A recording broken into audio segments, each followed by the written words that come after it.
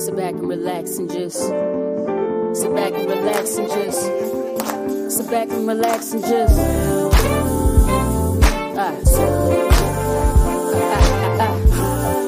sit back and relax and just welcome to the You asked for it, you got it on the Hot Pepper Show. Playing good music and good conversation. The hottest topic that you hear. So let the music flow, resonate your soul. Let it heal your soul. Sit back and relax and just sit back and relax and just welcome to the Hot Pepper Show. Hot Pepper Show. Hello, everyone. How you guys doing? You see, I'm over here messing with the light, right? I'm like, how can I do this? How can I make me look magnificent? It's all in the lighting. That's what I've noticed out of the years that I've been doing this. It's all about the lighting. It is. Thank you for joining me this evening. Happy Monday to everyone. My name is Pepper, and I do this every single Monday, starting at 7 p.m. Central Standard Time. And I do this because I love music. Music is my life. Music is my life. And I just love bringing you artists that you've never heard of before. So thank you for joining. I got 4 people on. Where you folks at? Come on, chime in and tell me what you're doing. Tell me who you are. Tell me where you're chiming in from. Would love to see your faces. You can catch me.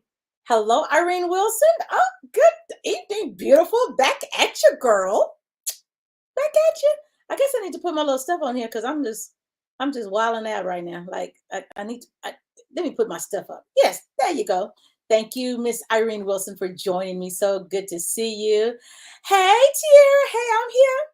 Hey, girl. How you doing? Nice to see you. As I was saying, I'm here every Monday, 7 p.m. Central.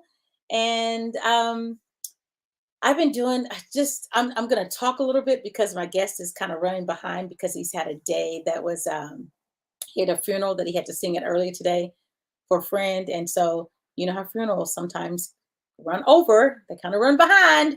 So it got him off schedule. So I told him to take his time. So y'all go listen to me for the next 15 minutes or so. Maybe, I don't know, maybe I can chime in and ask questions and maybe we'll start out with that. I don't know.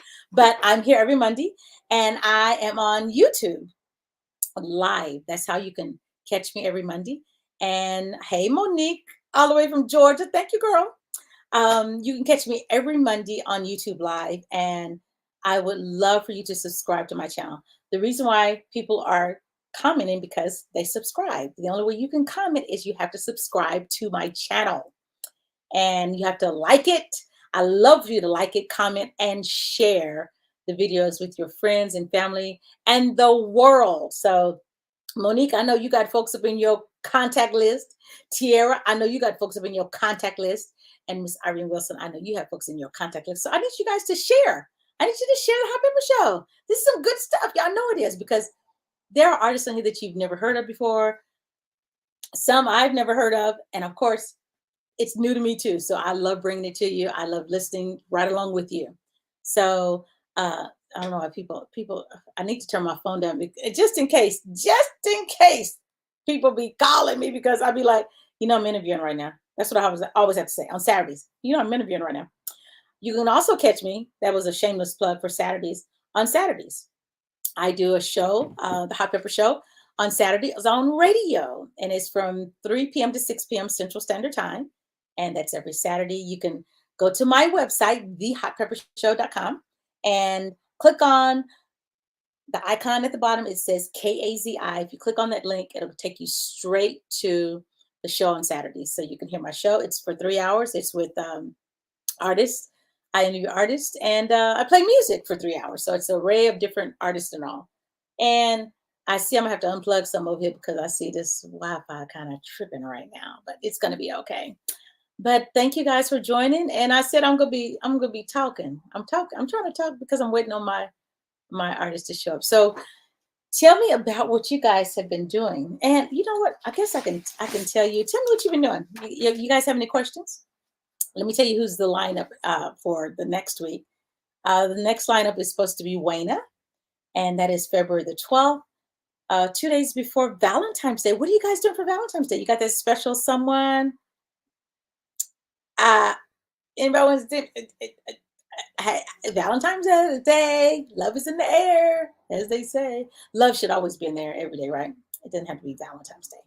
After Wayna, I will be interviewing Sean Hinton, ShonnHinton. That is February the 19th. And he's going to be my guest. He's a guitarist and a vocalist. He tours with Jill Scott. He tours with Mary J. Blige. He's toured with a lot of people. He's a sought after artist. And after that will be Kurt Chambers, February the 26th. He will be my first country singer. Can't wait for that. Let me know. Can you guys hear me? Am I loud enough? Am I too loud? Need some feedback. I kind of turned my mic down a little bit. But if you're just not chiming in, I'm waiting on Mr. Dorian Holley. Let me tell you about Dorian. Let me just get this out the way, and then we'll talk about it when he comes on. But let me slide over here. I'm sliding. You know, I've always wanted to do that while you're on camera. You go, woo! Yes, I'm sliding. So Dorian Holley, I think he's like the most sought after artist in the industry. Well, I guess I need to wait for him to come on, right? I was going to tell you, but he was with Michael Jackson for 27 years before Michael passed. He toured with Michael. Background vocals, I would say his vocal coach also. He's been on American Idol. Jay Leno with the Ricky Minor Band. He's done background recently on The Voice. Dancing with the Stars. I mean, just a lot of people, a lot. So, and we'll have to talk about how we met, and because you know, when I want something, I want it, and when I want it, I'm gonna get it, and if I don't get it, then I'm gonna get it in the end, and if I don't get it, then it wasn't meant for me to get it. I've come to realize that. Okay, Monique says hi. I'm just right. Okay, good. Because sometimes when I listen the next day, I'm like, I think I was a little too loud. I don't know what was going on. Monique says I sound fine. So you guys have any questions before Dorian comes on? I mean, you have maybe 3 more minutes, maybe 5 minutes. You're wondering what I'm drinking. I know you are. I know y'all trying to peep me out, but guess what? I need to stir it up. It is not wine. It's not red wine. It is hibiscus tea from a place in Dallas, Texas called Recipe. And Recipe is, woo, y'all, it is the best place. It's raw vegan food. And she does this tea. She's only open Thursday through Sunday from 12 noon until 5, I think. That's it. That's it. She needs to be worldwide. This tea is so good. It's so good. It has cane sugar in it, hibiscus. It has ginger, and it has something else, water. But I don't know. It's something else in there. But it is excellent. And hibiscus tea is so good for you. Ginger is also. Hey, Kazara. Oh, Kazaro.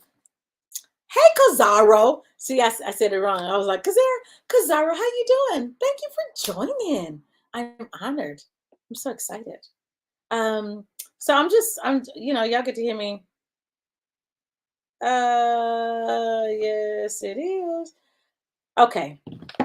Now he can't get in. Okay, so I'm about to multitask while y'all are looking at me. Um, yeah, that's what happens, and I just have to multitask and task and do what I need to do. Let me see, sent. Yeah, I sent it on February 5th. February 4th.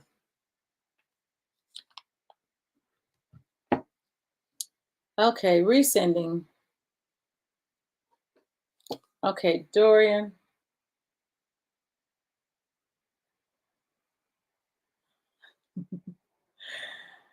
Oh, y'all know. Y'all know, y'all know, y'all know.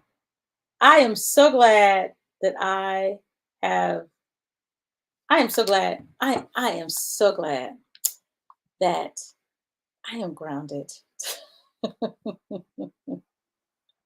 I am so glad that I am just, because you just can't. I've come to understand in life, don't sweat the small stuff.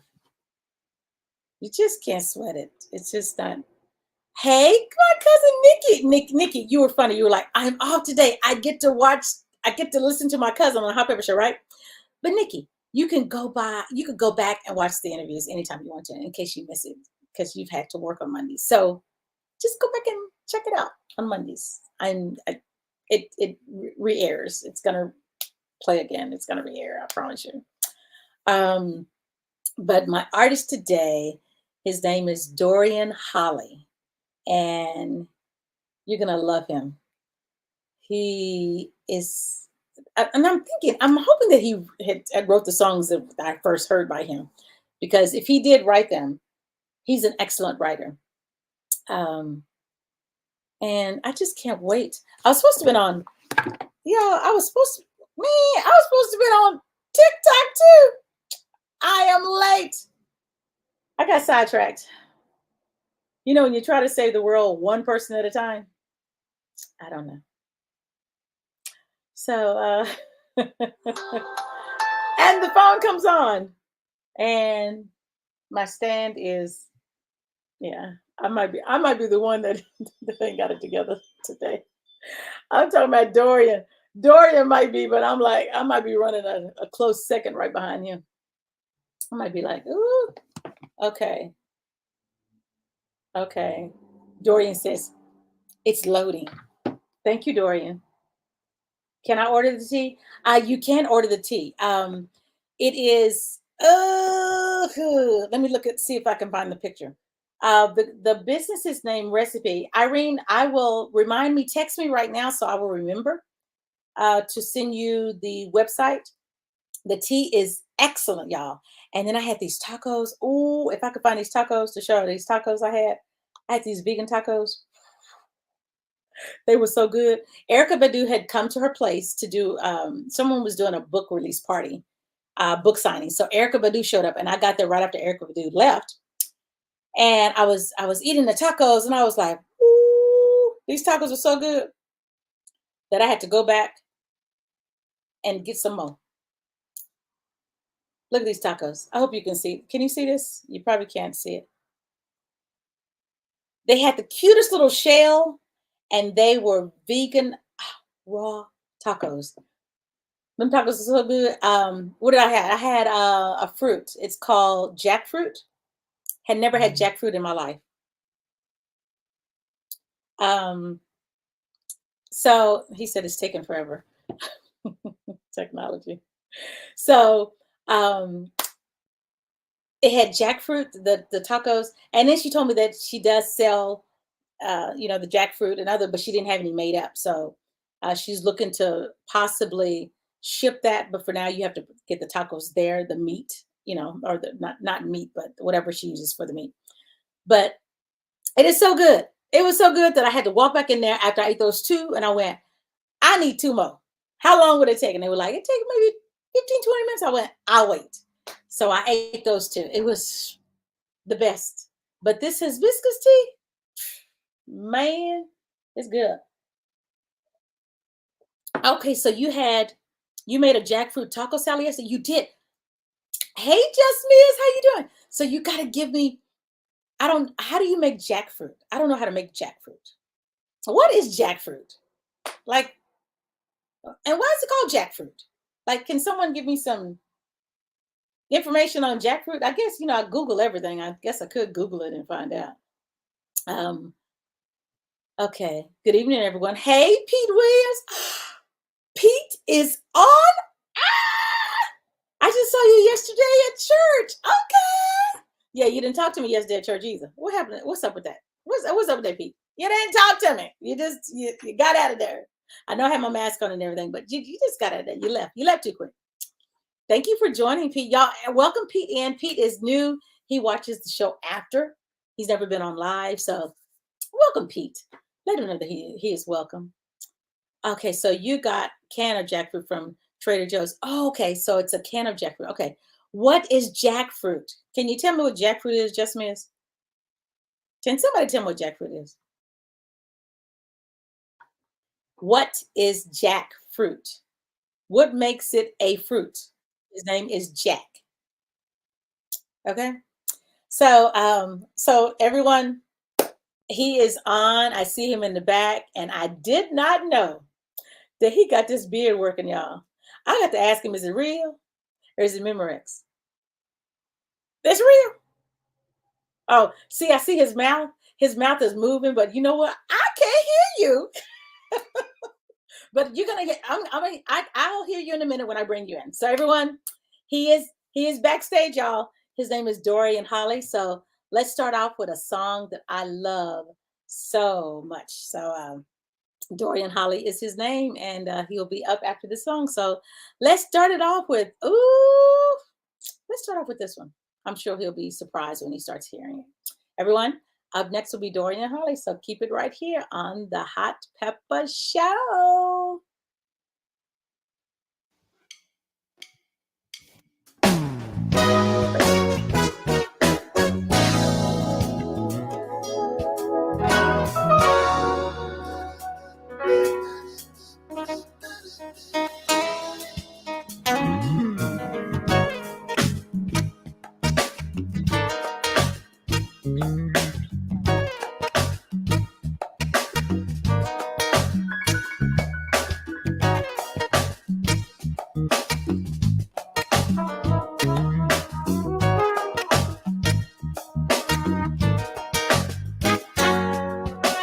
In a world where every fix is quick, what can you hold on to? How can you keep up? Oh, this moving. Well, I'm into you, you're into me. Together we can be strong like you know we're supposed to be. Ain't nothing in this world like love. You gotta hold on tight when you know it's right. Don't let go. Ain't nothing in this world like love. Oh baby, hold on tight with all your might. Show you right. Oh, everywhere you go, there's a trail of broken hearts.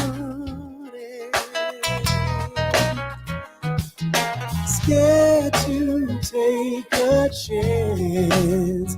Oh, lonely. Well, I'm into you, you're into me. Together we can be strong like you know we're supposed to be. Ain't nothing in this world like love. You gotta hold on tight when you know it's right. Ain't nothing in this world like love. Oh baby, hold on tight with all your might. Show you right. When the wind blows, it'll rock your cradle. And surely, we're mighty able to stand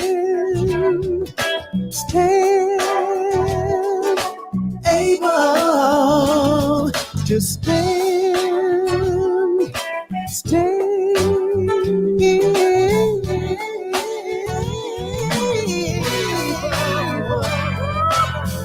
Ain't nothing in this world, ain't nothing in this world like love. Ain't nothing in this world, ain't nothing in this world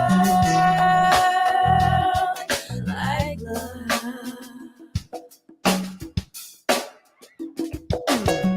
Ain't nothing in this world like love. You gotta hold on tight when you know it's right. Don't let go. Ain't nothing, nothing, nothing, no, no, no. You gotta hold on tight with all your might. Ain't nothing in this world like love. You gotta hold on tight when you know it's right. Don't let go. Ain't nothing in this world like love. Oh, baby, hold on tight. Hold on tight. Hold on tight. Hold on tight. Nothing. Nothing. Nothing.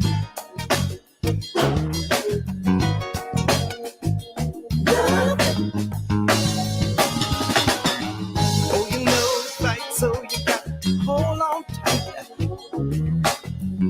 Especially when you know it's right, you gotta hold on tight. When you know it's right, you gotta hold on tight. Yeah.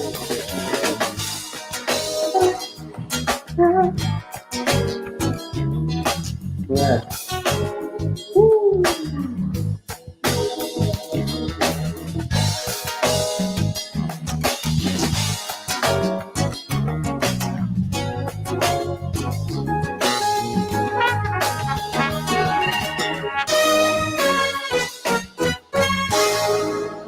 Hello.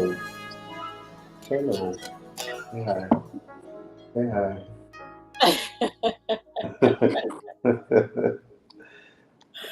Can you hear me? I can hear you. You know what I want to tell you? Do you know that I love you? I love you more. No, I don't think you love me more. And guess what? Bailey loves you more. Hey, Bailey. Bailey, like, I'm trying to sniff her out. Where's she at? Where's she at? Bailey wants some snacks. That's all he cares about. even though I just gave him a bunch of snacks, he's still like, you're at the dinner table. Is there more? How are you? I'm so sorry I was late. I love you. I love you. And what did I tell you? You were trying to be like, well, I don't want, and I says, hey, it's my show. If I say it's okay, because I know that days happen like this, and especially you were paying homage to someone and honoring their legacy. So things don't go as planned. They say, and I always tell people this: if you want to make God laugh, make plans. Man, oh man, oh man! I'm trying to tell you. You know, Yes. you can't control when somebody passes away. No. And you can't control how much Negroes talk at a funeral. Oh man! So it was a black funeral, huh? You're like, if I was still there and I'm running late. Yes. One of the blessings of being a singer is, weddings and funerals. I bump into people all the time. They said, you sang at my wedding 40 years ago. You sang at my wedding 30 years ago. It's like, I did. I mean, it's like, it's so many you forget, But yeah, it was a beautiful service for a beautiful young woman taken too soon. Well, we say too soon, God, like you said, God has his plan and he knows what he's doing. Yes. So it was a lovely service. That said, if I could edit, if I could edit some of those tributes. Slice. Ooh. So the typical black funeral, did the minister say, hey, if your name ain't on the program, or matter of fact, if it's not on the program, You got 2 minutes. Well, you know, it's great. I mean, he did that. This is how great he was. It's Pastor Mosette. It's Calvary Baptist Church. Curiously, this is the church where my parents met in Santa Monica. Okay. This was the church where I was baptized. My brother, my sisters, and I were baptized and raised. It was the church where I fell in love with music. And I haven't been there in several years. So it was really beautiful to go back, and it was full. But Pastor Mosette, he said, you don't have to tell it all. He says, you don't forget that you can call people and you can tell them person to person. You can go see them. You know, let's try to just get the highlights. But you know how it is, man. Yeah. When people get a microphone, they run with it. Woo. Yeah. And the thing about singing, of course, that you love as a soloist, you're like, you walk in and go, where am I on the program?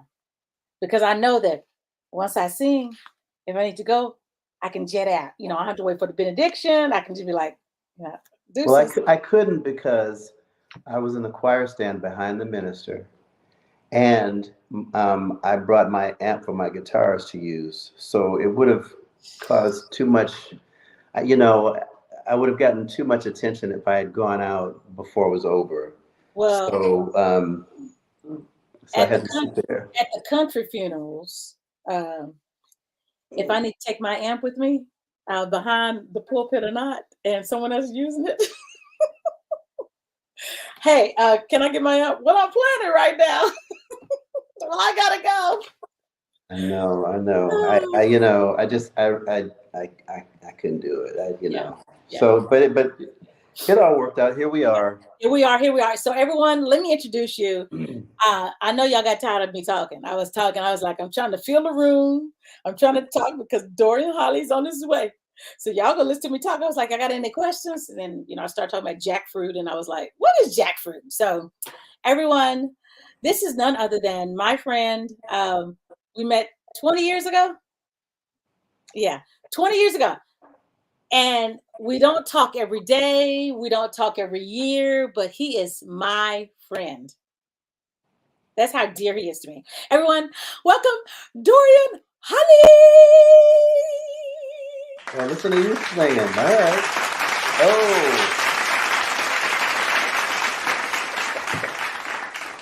Oh, so you want the horn? You want the horn? You want the...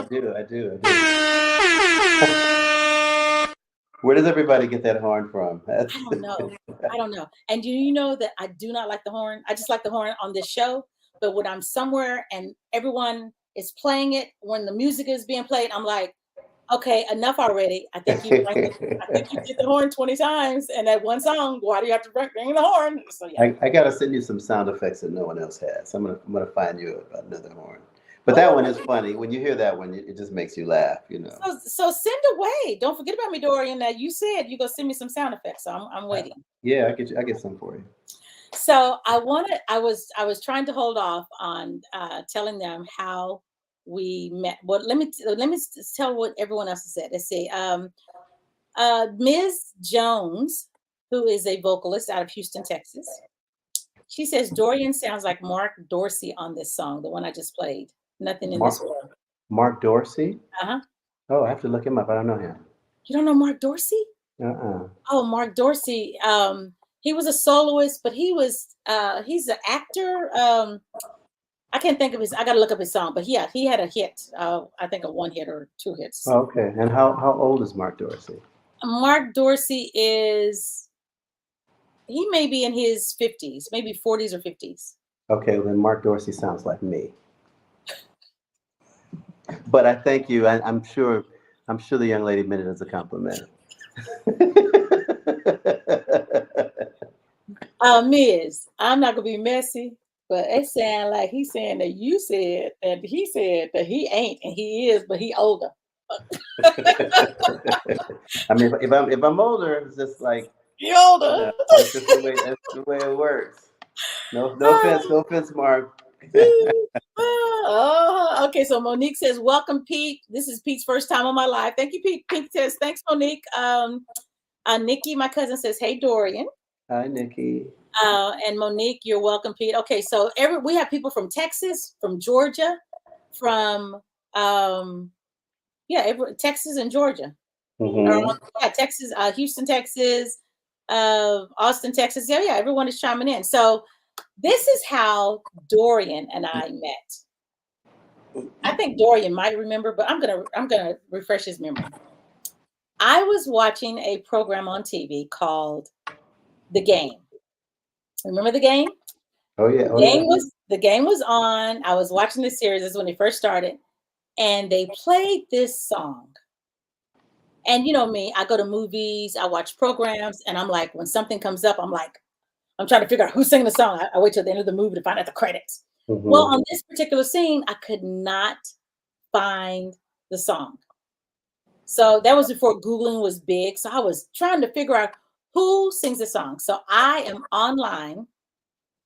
I am looking for the lyrics. I'm looking for, all I remember is this certain part that he said. So I went researching and I found someone on MySpace mentioned something about this song on The Game. Oh, wow. Wow. And I was like, so who sings the song?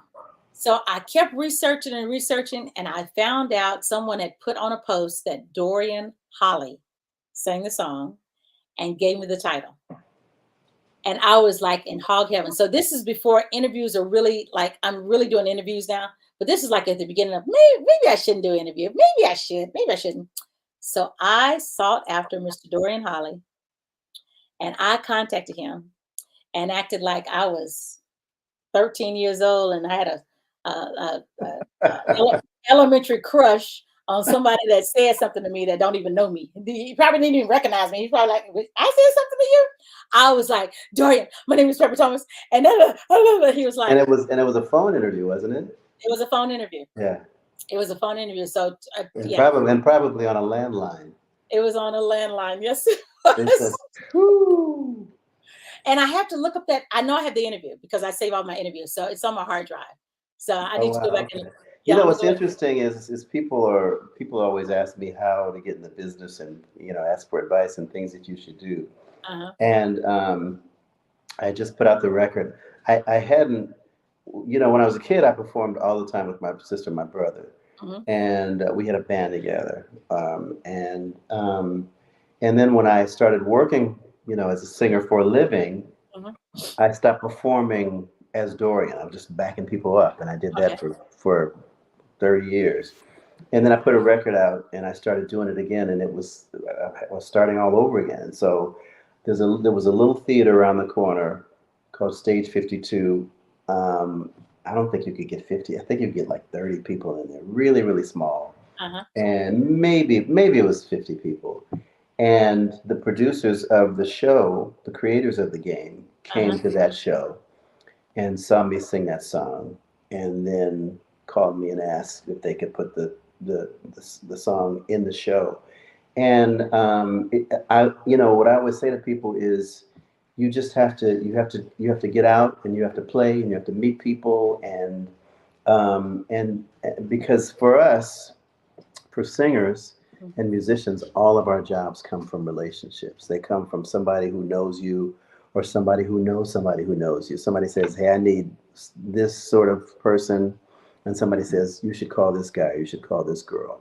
Yes. There's no directory, there's no agency for people that do what I do. Right. And it's all because of referral. Right.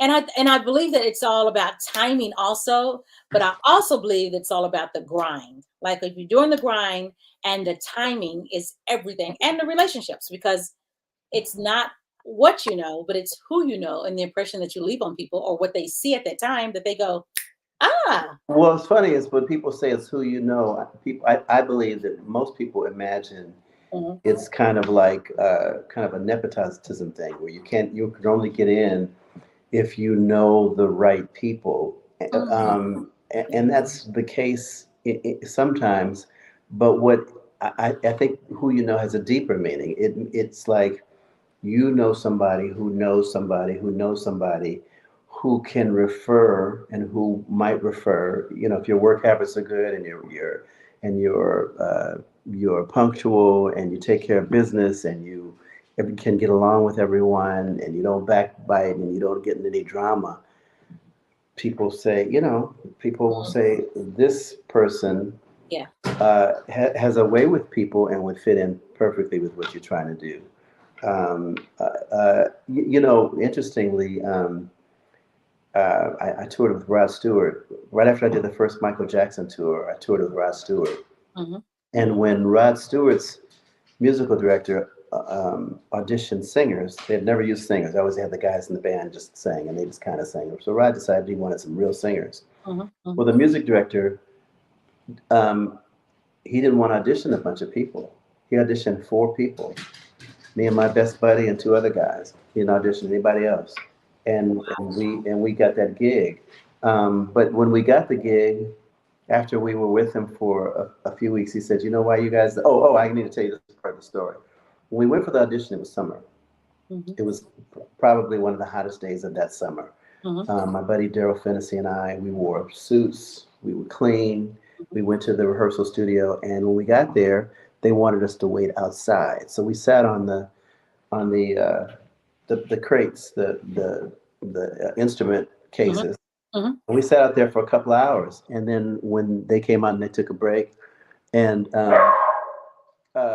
they quiet Bailey, and then they wanted to throw the football. So in our suits, we ran up and down this parking lot in the hot sun, throwing the football for an hour.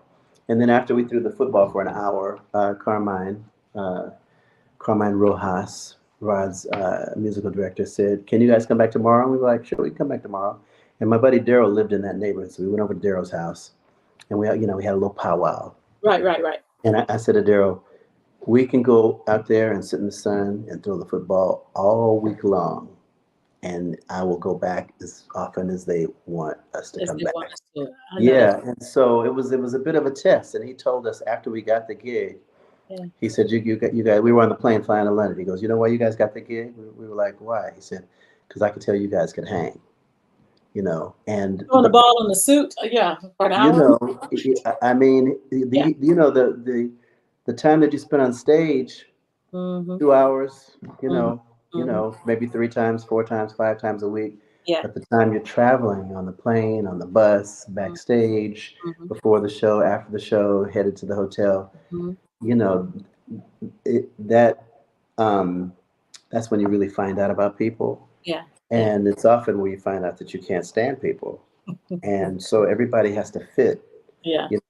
Because some of these, I mean, I worked for Michael for 27 years, and so everybody has to, if your personalities don't mesh. Yeah, it's hard. Yeah, it's rough. It's hard. It won't work. So, Dorian, where are you originally from? I'm from Santa Monica, where the church was. Yeah, I was born in Santa Monica. Wow. In Los Angeles, California. If somebody doesn't know. Okay. LA boy. I thank you for agreeing to do this, because I will not forget what you told me on the phone. You says, "Look, Pepper, I don't do no podcast. I don't do no podcast, but I'm gonna do it for you because you said you're my girl." You said, "I'm your girl." You said, and the conversation, and I have interesting conversations. I'm not the typical so what's your name? How many albums you put out? Okay, and you did what song? And how long you been in business? Okay, no, we're having this conversation with family. Everyone is on here enjoying this because no one is chiming in because they're probably amazed because they heard you say Rod Stewart. They heard you say 27 years of Michael Jackson. They're like, Michael Jackson. So name dropper. He's a name dropper. See how I did that? And they're really not name dropping, but it's like, okay, so I mean, your history, I wanted to tell them everything about you before you got on, because I was like, I got 15 minutes. Let me tell y'all everything. And I went, nah, I'm not gonna do that. No, you got to hear from him. So let's start from the beginning. The first gig was with whom? Do you remember? When did you get the first time that someone says, "Hey"? Well, my first paid gig Was with Shirley Jones of the Jones Girls. Oh, I had her last year. Nights Over Egypt. Yes. She and her sisters had been in the business and had been away for some years, Uh-huh. and she had a solo record. Do You Uh-huh. Get Enough Love? Yes, I played that. And I was in her band, and we were opening for Frankie Beverly, and it was a 3-month tour of the summer, Mm-hmm. 6 nights a week, 2 shows a night for just a little under $300 a week. And what they didn't know was that I would have paid them $300 a week to do that job. I had never seen Frankie Beverly before. Oh, wow. I watched every single one of those shows on it. Every show, 2 times, 6 nights a week, 2 shows a night. I watched every one. And I was just amazed. I'm almost getting teary because it was such a beautiful time. Yeah. And everybody in all of those shows stood up the whole time watching Frankie Beverly. Man, what a great! I mean, you're the people listening know I'm sure we got some Frankie Beverly fans. Oh, yeah, yeah. And it's like and the people had been to a show. They go to every time Frankie Beverly came. I just talked to people in the audience that And everyone sings the song. Everyone knows the song. Everyone all the songs, every word, and they're just standing up, just grooving. Man, woo! That was great. So that I did that. That was my first one. And after I did that tour, I went back to my job, which was selling ads over the phone. And it was maybe a year, maybe close to 2 years before I auditioned for MJ and got that tour. And after I worked that was my second. I kind of, I was making more than $300 a week on that one. And you were like, and I'm not going to pay you, but I like for you to pay me now. Yeah, but after that, there was no looking back. I mean, it was I was in the business and meeting people, and and that's when the MJ tour. That's when my life changed. So, what did you learn from Michael Jackson? Like, what is it that you took away from him? That's a good question. Nobody ever asked me that before. There was a lot. There was a lot to take away. I mean, as you might imagine, his level of professionalism was. I mean, I was only beginning. I'd only sung on a couple of records by the time I met him, and I hadn't really. I had met, by God's grace, I had met Stevie Wonder. I had sung on one of his albums, and just a couple of others. Because it all happened that same year. I sung on Stevie's record, and about 6 months later, I was on Michael's tour. But the thing about Michael, after I met Michael and then began to meet other people and work for other people, Michael worked as if he wasn't in the business and he was trying to make a place for himself in the business. Oh, wow. After having been in the business for 30 years. I mean, when I met him, I was 29. I think he's a few years younger than me. So he would have been like 26 or 27. So I guess, he'd been in the business since he was 6, 7 years old. But he really, I don't know if you've seen it, but I've read over the last year, someone found a letter of his that he wrote to himself. And it was before his solo album came out, but he was just kind of setting a game plan for his vision for who he wanted to be. And he had written, I want to be called MJ and not Michael, and I'll be A, B, C, D, and I'm going to do this, and I'm going to do that, and I'm going to change the way that people completely change my music, and I'm not going to be thought of as the kid that sang ABC. He just wrote a I don't know if you would call that a manifesto, but it was just sort of like just like, they tell you to write your goals down. He'd written his goals down in a note to himself. And I saw this on on Instagram or whatever, where a woman was reading the note. And he definitely did all of those things. But I learned that from him. I learned, I love how gentle he is with everyone, no matter whether it's a guy on the crew or a member of the band, or a wardrobe person. He was just sweet. And the way when you would see him accepting an award or see him talking on stage, that wasn't put on. He really was like that. I mean, just really quiet, really, really gentle, really sweet, very considerate. Somebody made a mistake, he'd be like, that's why we rehearse. You know, he never, Wow. I never,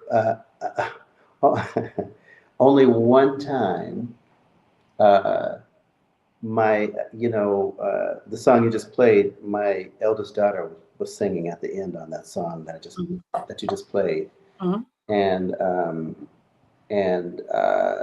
so when she was a kid, she came out, came on the road. She had her third birthday in Japan. We were in Japan for a month. She traveled to Europe and just all over. And when she would come out, she'd be among the children that would come out on stage on Heal the World. So Right. she was, and when she was watching the show, she would just be back in our dressing room, just hanging out, watching from backstage. Mhm. And we had, Michael had his microphone. Mhm. We could hear it in our dressing room. And uh, so we're out on the road, and we had an illusion that went awry. Um, you may remember he would go over to the stage and he would be dancing and doing his choreography, and this Mhm. giant tube would come and cover him up. And when the tube would go back up, he would have disappeared, and he would appear on the other side of the stage. And so he went over, and the whole thing fell down at his feet. So it didn't cover him up. It detached from up here. It Right. came down and then boom at his feet. So he just went and did his dancing, and and expected somebody to fix it. So a couple of nights later, it happened again. And each time it happened, the person who was in charge, the carpenter who was in charge of that, would fix it. So it happened a third time. And when it happened that third time, What did he when do? Michael went to his dressing area, which was on the other side of the Uh-huh. stage left, uh, he was hot. He was hot. And so when I went back to my dressing room, my little girl, who she probably was like 6 or 7 at the time, she Right. looked at me. She said, "Ooh, Daddy, Michael cussed."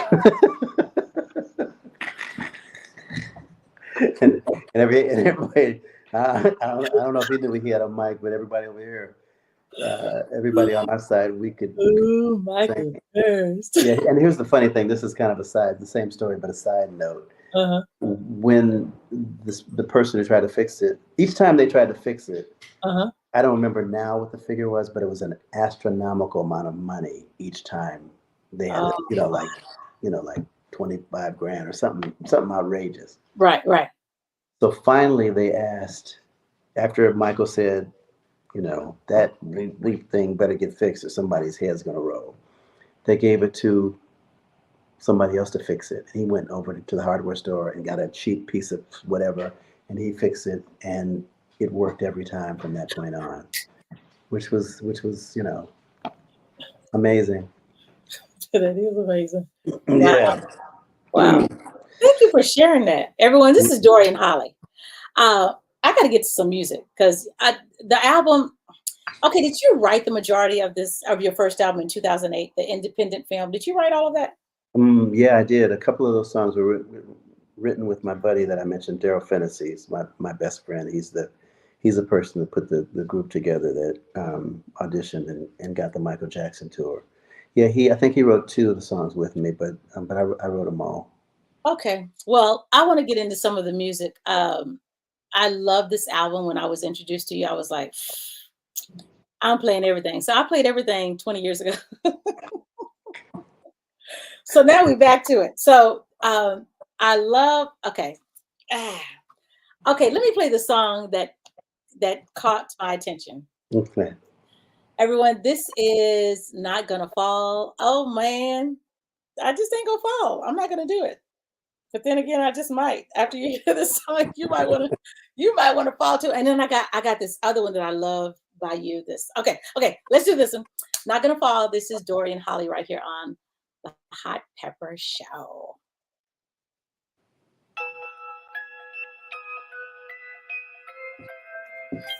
The phrase falling in love implies that you slipped and you didn't know where you were gonna land. Out of control, a shooting star, emotions free falling. Well, I know just where I'll land. I've fallen before and I've broken my wings. I broke them. But this time I'm flying. No more skydiving. I'm not gonna fall in love anymore. Gonna fly down and land in love with you. Yeah. When I meet a girl who makes me slide off my chair, I move too fast, light speed ahead, bust through the moon, heart in hand, don't even look down. Well, I know just where I'll land. I've fallen before and I've broken my wings. Well, this time I'm flying. No more skydiving. I'm not gonna fall. Not gonna fall in love anymore. Gonna fly down and land in love with you. Oh, I'm gonna fly down and land in love with you. Yeah, baby. To hell with accidents. This passion for you is intentional. Hey, I'm not gonna fall in love anymore. Gonna fly down and land in love with you. Yeah, oh, I'm gonna fly down and land in love with you. Yeah.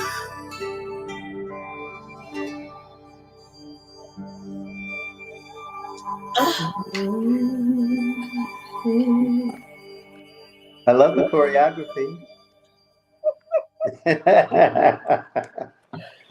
Do I know moves? You got the moves, baby. Do I know your music? I'm like, I know all the changes. I'm like, that's my jam. That's the song that introduced me to him. I had to know who this man was. So I thank you for the writing. The lyrics is just everything. Because you're like, I'm not gonna fall in love, but you know what? I just might with you. Well, the funny thing is what inspired this song was my friend Saida Garrett, who wrote "Man in the Mirror" and a lot of other great bunch of songs for the Brand New Heavies, and she's got songs on The Color Purple and accolades, wall-to-wall accolades.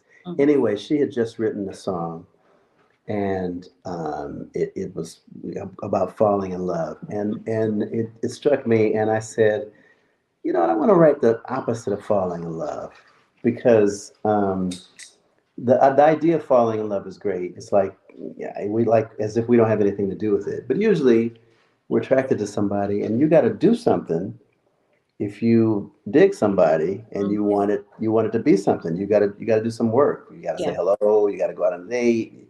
You decide to make a commitment. And I think I think love is a little more deliberate than the poets and the songwriters lead us to believe, and that's what I was trying to do. Yeah, you did a great job. Thank you, ma'am. You're welcome. Someone sent me a text just now and says, you need to be a part of the Silver Foxes. My wife and I have a running joke about that. I was like, yeah, you could do that. So thank you for that comment that you made. What's her name? Monique. Monique. Oh, that's Monique. Hi, Monique. Thank you. Nikki says, wow. Dorian, who sung choir boy vocal in 5 Heartbeats. Yeah, I was the voice of choir. You know that, right? Yeah, I was. Yeah, I got to. I'm choir boy. Choir boy. Miss says, one thing that stood out to me about MJ is that he would correct the band and say, "With love" on "This Is It," the movie that they did. Wow, yeah.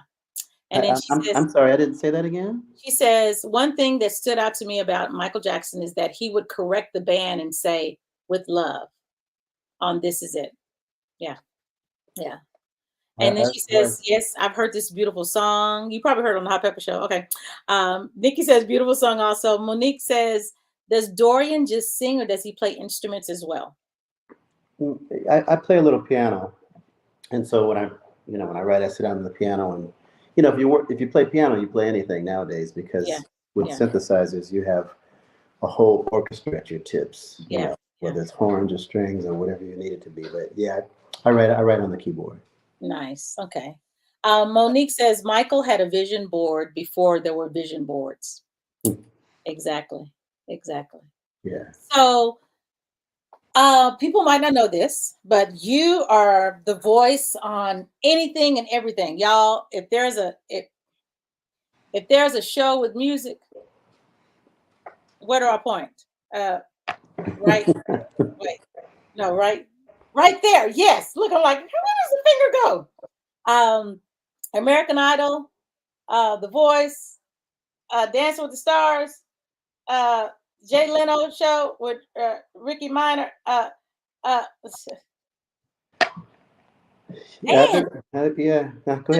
The new gig, y'all. One of my favorite artists of all time, James Taylor, y'all. He's going to be with James Taylor in the 2024 tour. It's not coming to Texas yet. He's going to be overseas. But James Taylor, like, I love James Taylor. I love him. Me too. And he's another one who is just the way he seems to be. And it's almost hard to believe that he is as beautiful. I mean, he's so nice and so beautiful. He's just a beautiful person. And what I love about being in his band is usually it's like you're you go to sing for somebody and they're the star and you're the band, and you do your work, and then they come in and you rehearse it with them a couple of times and you do it. Or if you're if you're on a tour, that and different artists are different, but more often than not, it's like the star and then the band and the crew. But James considers himself one of the band, and oh wow. The band have their bus, and the singer's bus. James is on the singer's bus, and I've never experienced that before. Usually at the very least, the singer's got his own bus, which is understandable. They don't want to be bothered, and sometimes James has a bus because he does definitely have his own bus sometimes, because he doesn't like to be in a hotel. He likes to sleep on the bus. You drive and stay in bed rather than get somewhere at 4 a.m, take your bags and go to your hotel room. Yeah. But he's just a solid, human, not a star in the least. I'll tell you a funny story about him. We were on the road, and it was a long drive, and he and I were sitting in the back, and my wife texted me this story, National Geographic story, about some wolves that were going extinct. And so they came up with this project that they hoped would save them. And so they put them in this reservation, this reserve where they couldn't be hunted. And over the years, and the end was a video where you could see where their numbers were way, way, way down, and how this worked. Yeah. And how they, they came back and they were in numbers in the thousands. And so after I read the story, I said, "Man, look at this that Sean just sent me. I mean, look at this beautiful story." And I told him about it, just like I just told you. So he was sitting there and he was like, he goes, "Yeah, I funded that project." And I'm just like, "Oh wow!" Here I am thinking I'm telling him something, and he's right. He's like, "What? Millions of dollars into this thing." I already know about that. He's a huge reason why. I thought I was getting some news. He said, "Well, I got some news for you." Exactly. I know that's right. Guess what? Okay. Yeah, that's me. Nikki says, "Don't forget Rod Stewart." Nikki be on it. Nikki like, look, don't forget. Yeah, we talked about Rod. Yeah, we did. Monique says, "OMG, the first few words I heard Frank McComb." The first few words I heard Frank McComb. Yeah. I love that dude, man. I was listening to him a couple of weeks ago. Yeah. That brother. You listen to him sing and you just want to quit. Yeah. And then I knew he played piano, but I found a video I had never seen before. And you were like, "Whoa." And he did a song for you. Donny Hathaway. And as great as the singing was, as much like Donny he sounded. Yeah. His piano, I mean, he could be a class. I mean, I believe he's classically trained. Yeah. He beat that piano. He had the piano singing. Yeah. I mean, it really didn't seem fair. It didn't seem fair that he could sing like that and play like that and do both all at the same time. He's extraordinary. I love him. I will send you. I've interviewed Frank probably 8 times. So I will send you the last video. I interviewed him on this platform, and he was. Yeah, it's a shame that he's not more well known than he is. Yeah, he's a giant as far as I'm concerned. He is. He's so great. So he's a really, really nice guy too. I've met him a couple of times. Yeah, and Miz says Frank's ridiculous. It's ridiculous. It's not fair. You're right. Yeah, it's just. I mean, there's singers, and then there's like. All right, everybody else got to get out of the way. He's not even human. Yeah.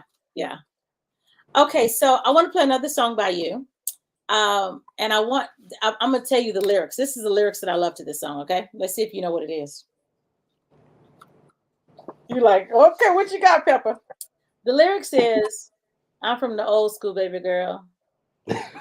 I don't rock nobody's world. Yes, my hands are warm, but I won't burn. This is what I like. A little taste and a little gentle, hey. And a little taste, a little bite." Don't leave that part out. And then, whose idea was it for the song to be, this gentle sound, just trebly, no bass? And then that bass comes in, and then the song leaves out at the end, and it goes back to that treble sound. Whose idea was that? Well, that was mine. I was wearing my little producer hat. I wanted it to sound in the beginning like it was like a record, some record noise and like an old radio, like a small radio, and then the song kind of comes out at you. So it was fun. It was fun making that. Yeah. You're going to love it, you guys. Listen to this. This is entitled Freeze. Freeze, y'all. And you're going to hear the record at the very end. You're going to hear that scratchy, that it doesn't sound like that. I wanted people to think there was something wrong with their system when they first heard it. And then by the time what's wrong? This is not sounding right. And then it changes. So everyone, this is. I don't know if it worked, but it was fun making it. It didn't work on me. I was like going. You got a record player? Okay. Everyone, this is Freeze right here by Dorian Holley right here on the Hot Pepper Show. Hot pepper. She's hot. Oh, it's so hot.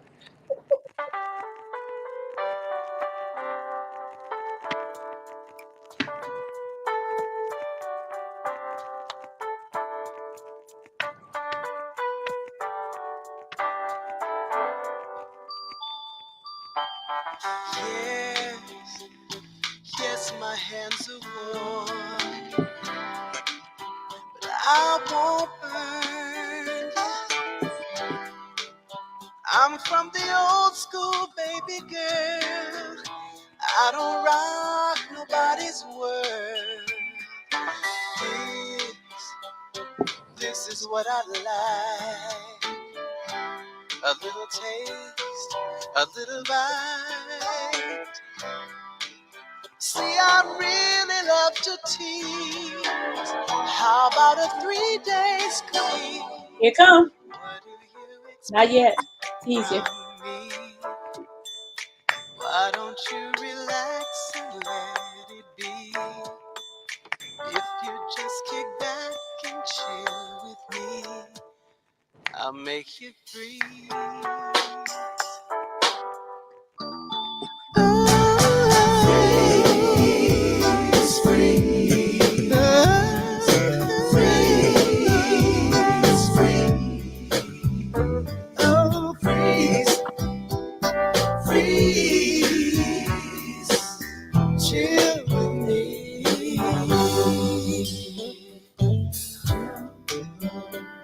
Run your fingers through my hair.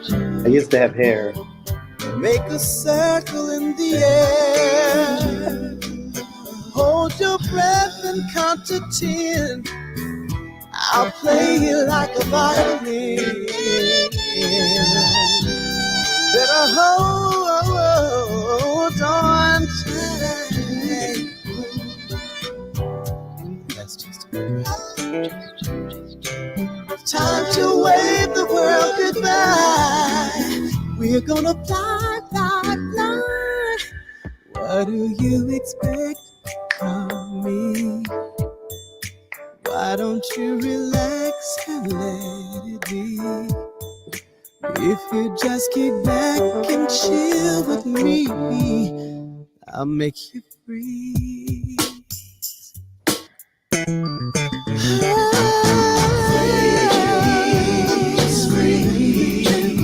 Come on, freeze.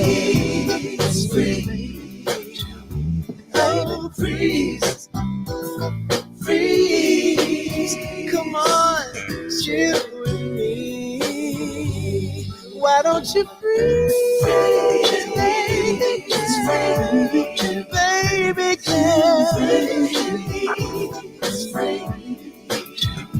Baby. Freeze. Yeah. Chill with me. Why don't you? What you wanna do? What you wanna say? Why you wanna go? Don't you wanna stay? I know that you are scared of me. Oh. Don't you wanna chill with me? I don't even care what nobody says. I just wanna hang, I don't wanna play. There really isn't any reason to be scared of me. Don't you wanna chill with me? Stay with me. Just free. Oh, yeah. Baby, freeze. Freeze. Chill with me. Why don't you chill? Baby.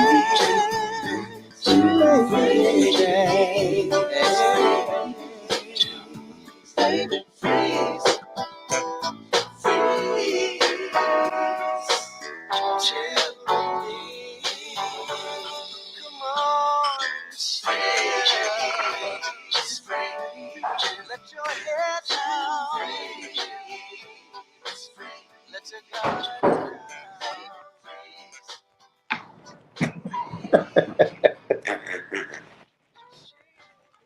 You hear that record player? Listen to that record player. The dogs were sitting here looking at me like, hello, it's 15 minutes after our dinner time.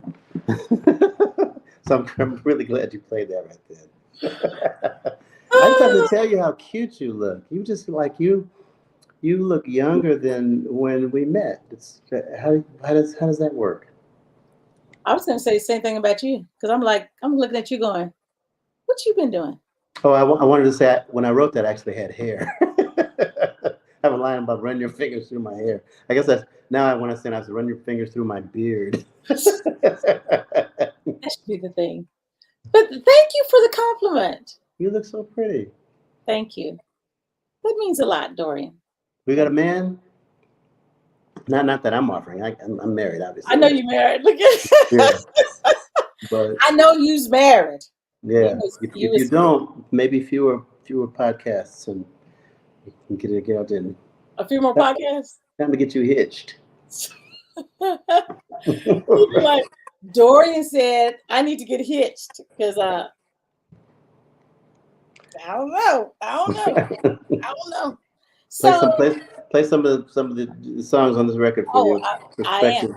Yeah, you know. Especially the one that I want to play, and I think that this was wonderfully written because it's a question that we ask ourselves when we're younger, or we try to ask our elders about how do you know you're in love? How do you know? You know, but no one talks about that when you get older. They're like, oh, I'm in love. No one says, how do you know you're in love? And when we were kids, they're like, how do you know you're in love? You ain't in love. Mm-hmm. It's puppy love. You don't know what love is. What you drinking? I'm drinking hibiscus tea. Oh, okay. It's not an adult beverage, all right. No, it's not an adult beverage, but it is so good. I got this juice from a place in Dallas. It's a raw vegan place. She's only open Thursday through Sunday. Okay. That's it. She needs to go worldwide. This stuff is superb. Nice. Does the person that owns the store, does she make it? She makes it. Ooh. She makes it. She's like, yeah, it's hibiscus tea. It's hibiscus, cane sugar, ginger, and there's something else here. It might be water, but it's superb. And she sells out. My buddy calls hibiscus tea, calls it high biscuits. Can I have some of that hibiscus tea? I like that. Hibiscus. So the song, How Do You Know? How did that song come about? Were you going through something at the time and you said, how do I know? Or is this from experience of younger years or just in your life period? Sometimes you think of something and you just jot it down.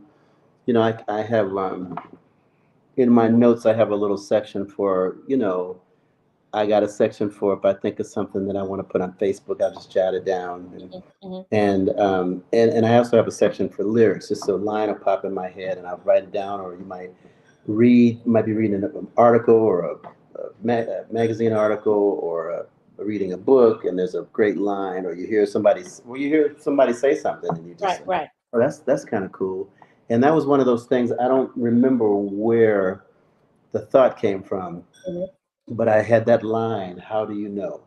And I sat down to write it, and you know, just kind of one of those gifts where it's, how do you know when you're falling in love? How do you know when you're falling in love?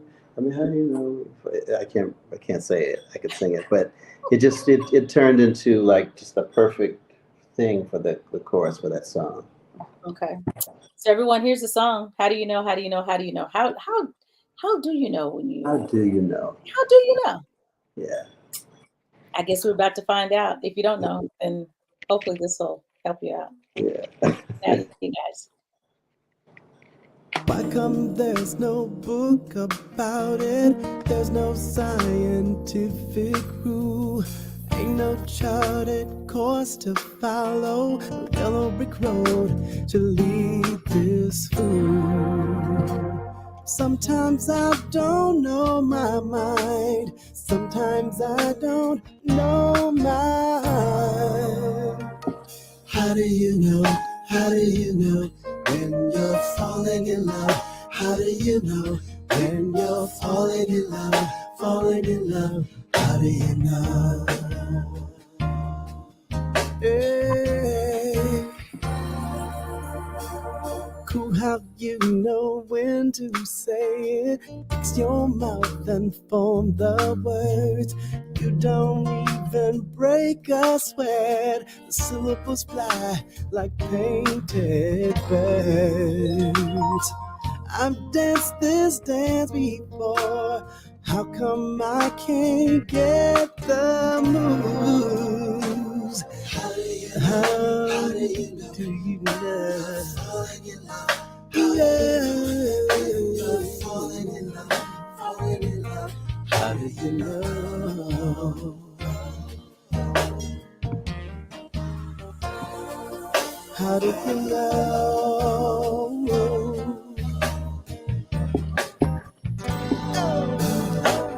Fire on your fingertips, gliding on my skin. Kiwi on your mango lips, kiss me once again.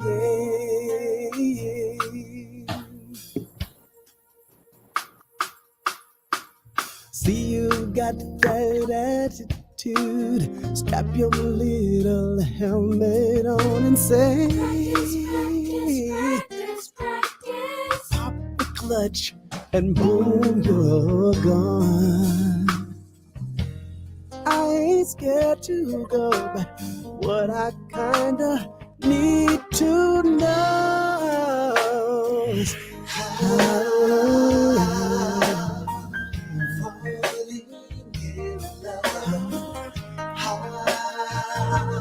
how do you know?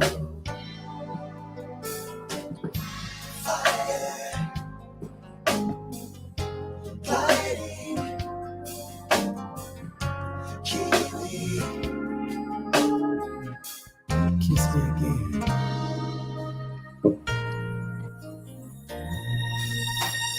I should take some dreaming classes. Man, this groove is reaching me. It's just like computer crashes. All your work is a history.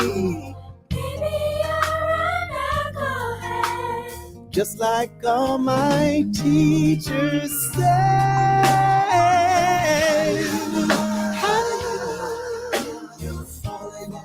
Do you know?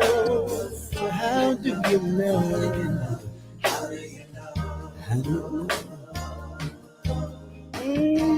know? Tell me how.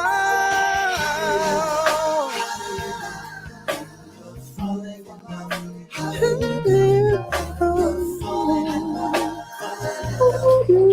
know?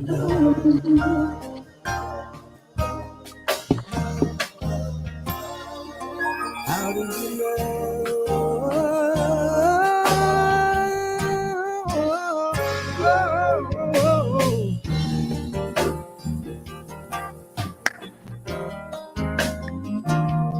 Oh, yeah. I don't know why. I don't know why.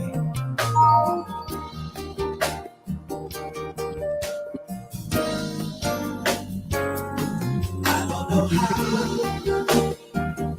Said I don't know how.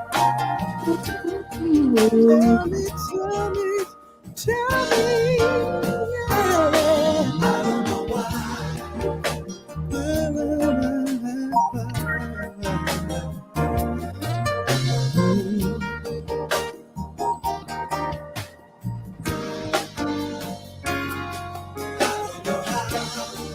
I don't know how.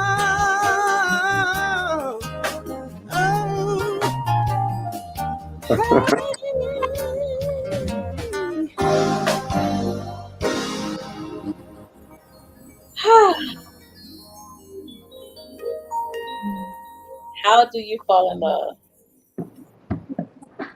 I think it's easier to fall in love than to fall out of it.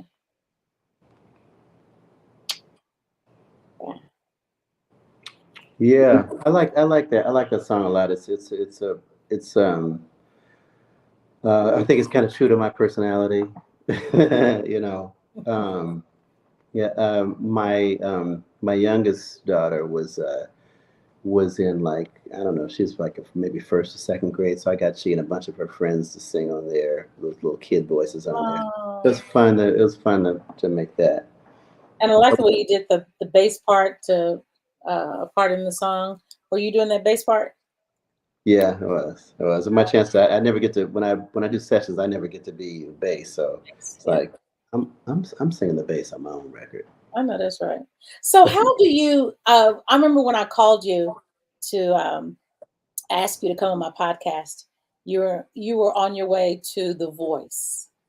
Oh yeah. Uh-huh. How do you get? Do you have a manager? How do you get these awesome gigs to where?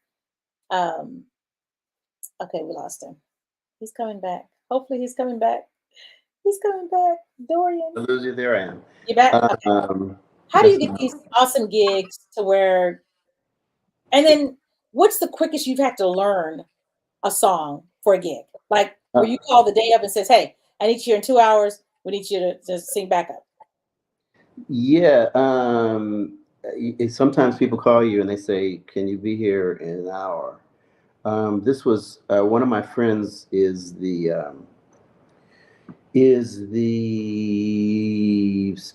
vocal person. She sings on The Voice, and she's the point person. And if they need extra voices, she calls, and she put the choir together for The Voice. And she and I sang on something together, and we were on something together. I don't remember what it was.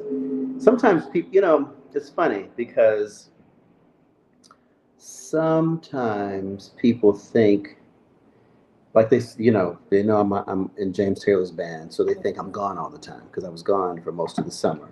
Mm-hmm. And so we did this gig together. She says, "Would you ever like to be?" Because I had never sung on the Voice before.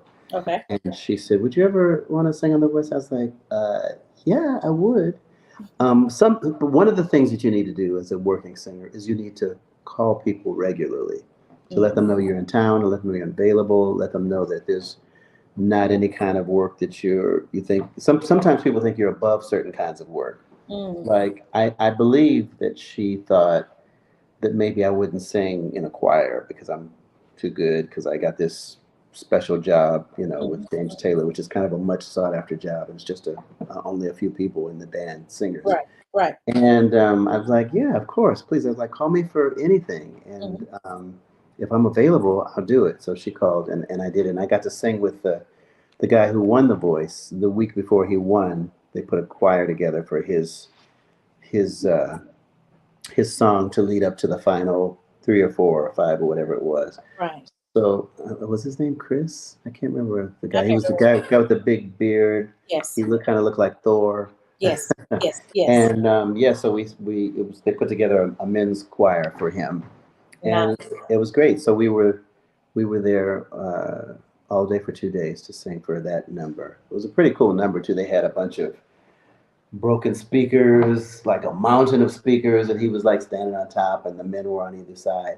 So, but again, it happens like somebody calls you, or somebody says, "Hey, I'm putting together a group of men. Give me like I'm a few people short. Give me a couple of names." And somebody like me pretty much knows. I probably personally know 80% of the people who do what I do in this business here in New York and wherever else. And so you just have to, I don't like the word networking, because it kind of, the negative connotation of networking is you're calling people for work, and it's, you're just calling them because you want work. But for me, it's I hope it's that I have these relationships with my friends who work, and they call when they need somebody, But again, you have to, it's a kind of a dance that you have to play And many of my colleagues don't like to really call to because they don't want people to feel I'm just calling for work. But it's just part of what you have to do. And it's curious, when I was on Dancing with the Stars for the first couple of years when it started, Mm-hmm. and then I was doing both Dancing with the Stars and American Idol when American Idol started, because it started. I think they started about the same time, but they were in the same building, the same studio. Because you did American Idol for like 11 years. Right. Yes. Right. And I was able to do both for a minute, Mm-hmm. but there was kind of I forget that part. I'm not gonna say it like. So anyway, we were. I kind of have an idea what you mean. Like, So a bunch of us were kind of like on break.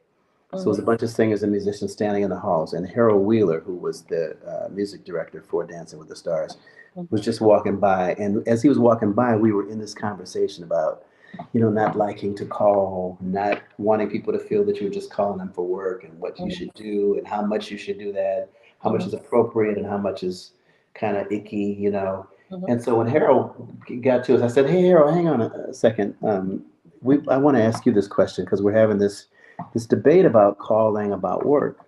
Mm-hmm. What is your view on this?" And Harold said, "I want you to call me because if I haven't seen you in a while," he says, "I'm going to be thinking about the last singer I spoke to." Mm-hmm. So if somebody calls me for a job and I just talked to, John Doe, or I just talked to Frank McComb, I'm calling Frank.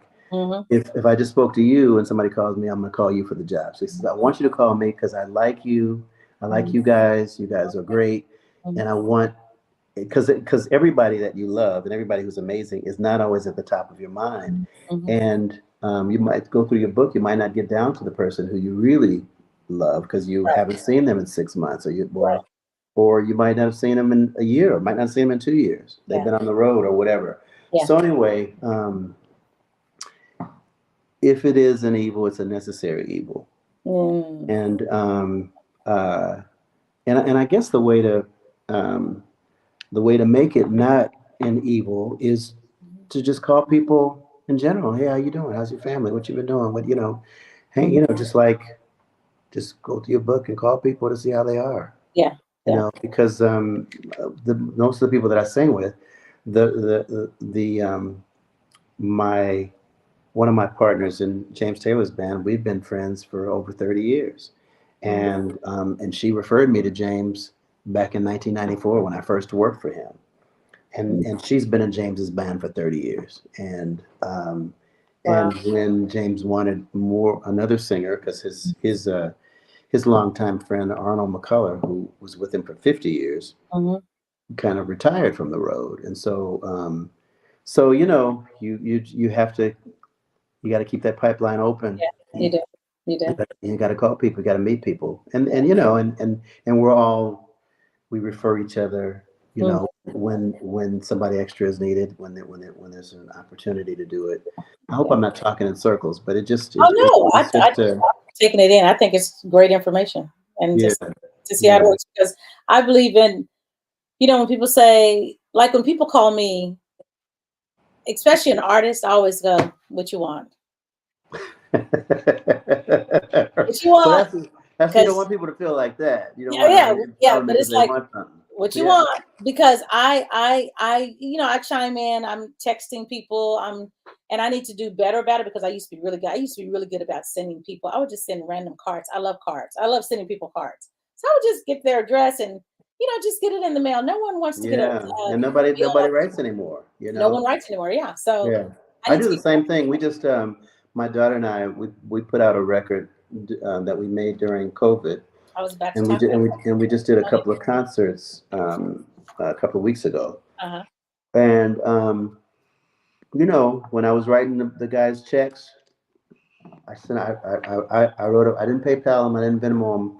I wrote them a check, and I wrote a note how much I love them and how much I appreciate them, and I licked the envelope and licked the stamp, and I put it in the mail.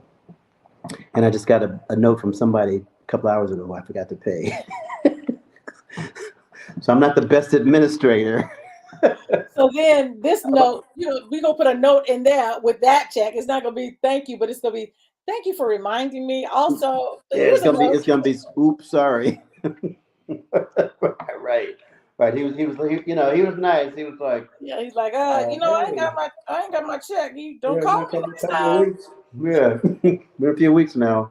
Don't you call me. So Yeah. speaking of your daughter, let's get into that project that you have a daughter. Her name is Nayana. Hmm. And when I heard her voice, there are times that she sounds like a how do I say this? She sounds like a younger version of Layla Hathaway. Mm. Oh, she If would love Layla it. Hathaway was younger and I don't know. I just don't know how to explain it, but she just reminds me at times of Yeah, yeah. of a Layla with more of a, not to say she doesn't have a personality, but just more of an uplifting energy to her. Like, Mm. Yeah.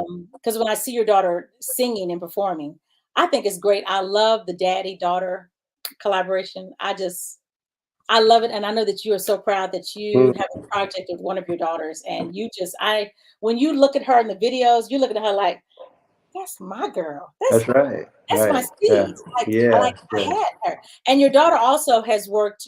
Has done background with Kelly Clarkson, Pink, St. Vincent, Sheryl Crow, etc. And Yeah. she's touring with Pink right now, right? Yeah. Yeah. And she met Cheryl when she was 7. Wow. And she, it's funny. She came home from college one Christmas, Mhm. and Cheryl's manager Scooter, who's my friend, who was the Pepsi guy. He's a Pepsi rep on MJ. That's how we all met, including Okay. Cheryl. Mhm. And he said, "Hey, Cheryl's over here rehearsing. You want to come by to rehearsal?" So I was like, "Nana, you want to go with me to rehearsal?" And she went with me to rehearsal, and Cheryl hired her. She didn't hire me. She She hired heard her. Nayana. She said she was like, "Hey, she took a break. Hey, a hug, and hey, how you been, Baba? You so big. I can't believe it. Last time I saw you that big." She's like, "Hey, you want to go on the road?"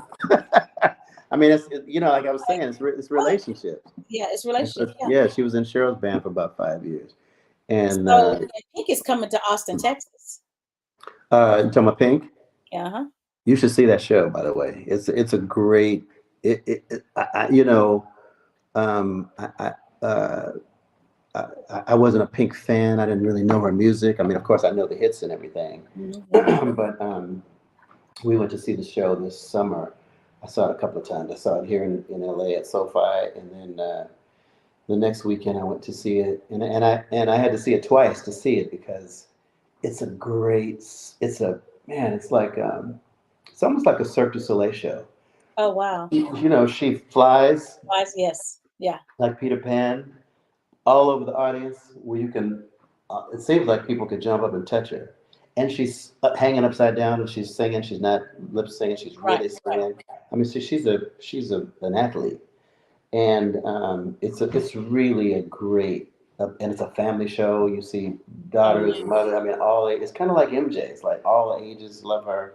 Right. Really, really a great show. Yeah. So you should see her when they come. Yeah. So you need to. I'm doing my networking right now. Okay.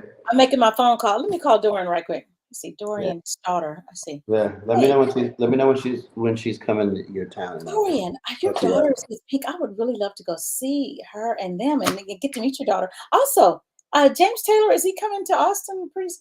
Okay, when he comes to the States, please. No, yeah, okay. Thank you, Dorian. Love you. Okay, bye. Like they say, membership has its privileges. And Yeah. I feel I have some membership because you opted to be on my show with me. And I can't thank you enough for taking out of your busy schedule because you are a true friend. I tell you, I tell you, I was burnt out on podcast interviews, but when you called, I was like, okay. And I mean, like you said, it's not really an interview. It's like we're just talking. I know it's like we're just Just talking. hanging. We're just catching up. Yes. So I want to play a song. I just love I love People Make the World Go Around. I love Harvest for the World. I love Grandma's Hand. I'm like, That's our music. I know. Yeah, Okay, I know you're not as old as me, but uh, still, I'm still old. Yes, I am. How old are you, Dorian? 67. If Okay, I we're should just okay. I'm 59. tell you, I told you, make me cuss. I'm older than you, Ooh, and I'm older than ooh, Mark. What was his name? Mark. Daddy, guess what? Mark. What's his name? Dorian cursed. He said a curse word. Dorian said a curse word. Okay, so let's play. Okay, I'm gonna play "People Make the World Go Around." Yeah, Yeah. stylistics, man, stylistics. Woo! So y'all check this out. This is Dorian and his daughter, his beautiful daughter. Y'all are gonna love this. And the album is Okay. called DNA. Yeah, the album's called DNA. DNA, Dorian and Ronstadt Holly. You're gonna love it. Check it out right here on the Hot Pepper Show. Pepper so hot.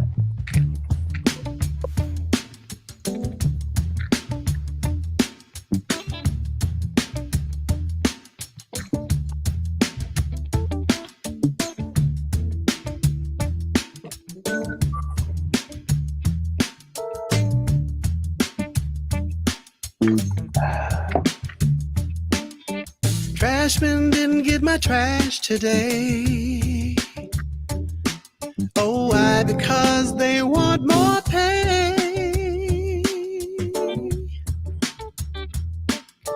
Buses on strike wanna raise and fare so they can help pollute the air.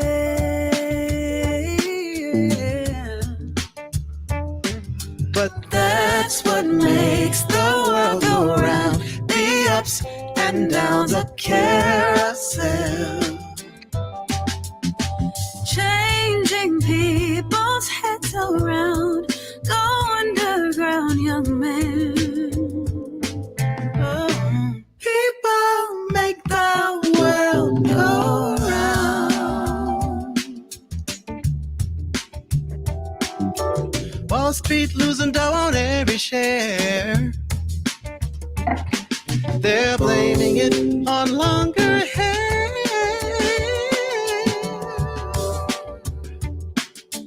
Big men smoking in their easy chair on a fat cigar without a care. But that's what makes the world go round. The ups and downs of carousel. Changing people's heads around. Go underground, young man. People make the world go round.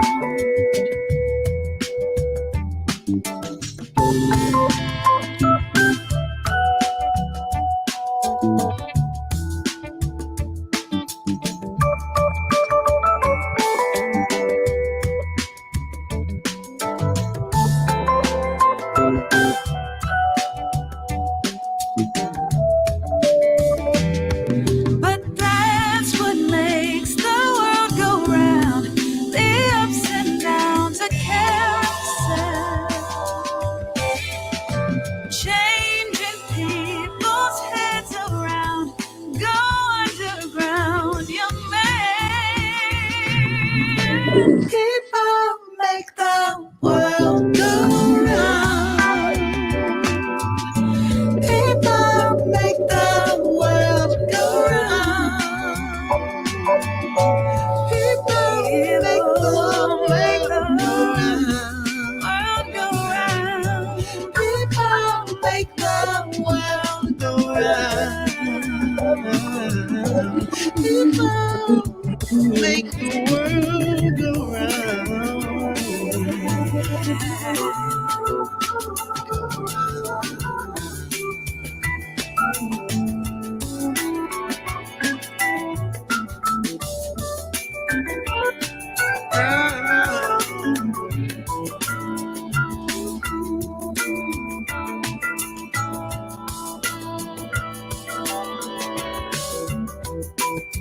Make the world go round.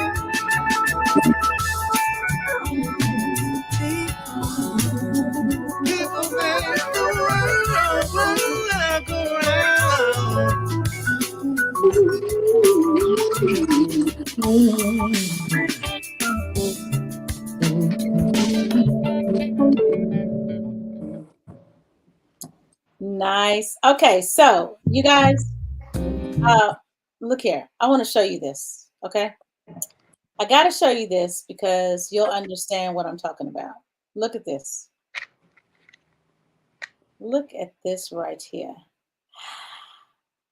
I want to show you so you can put a look with the voice of what's happening. Let's see here.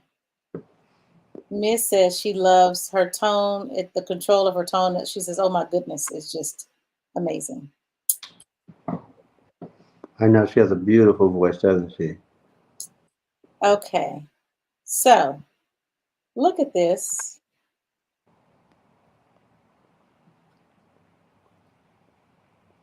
Okay, Ooh. so look at this. I'm gonna run this so y'all can hear. The visualization is so much better. Okay, I want y'all to see this.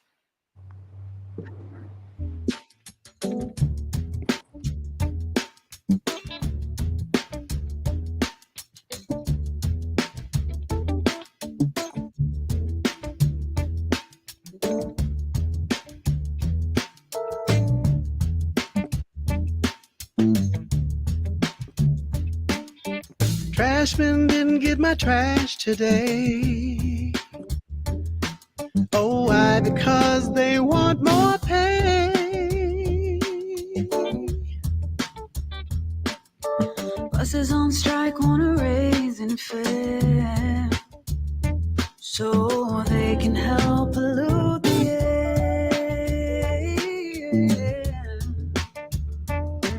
But that's what makes the world go round. The ups and downs of carousel,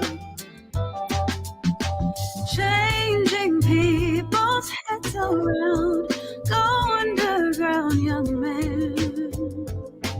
Oh. People make the world go round.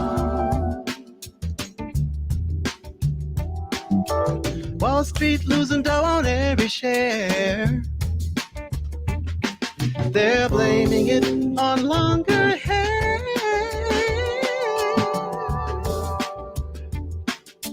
Big men smoking in their easy chair on a fat cigar without a care. But that's what makes the world go round. The ups and downs of carousel, changing people's heads around. Go underground, young man. People make the world go round.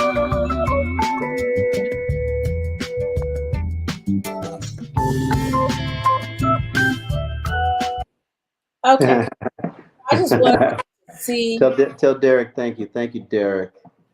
Derek, he Appreciate it. says, thank you, thank you, thank you. And Irene says, sounds fantastic. Yeah, thank you, Irene. You're so sweet. A smooth version of People Make the World Go Around. I mean, why the 70s and 80s? Was that your choice, her choice? Whose choice was that? Well, I don't think we. I think we were kind of going for. We were going for.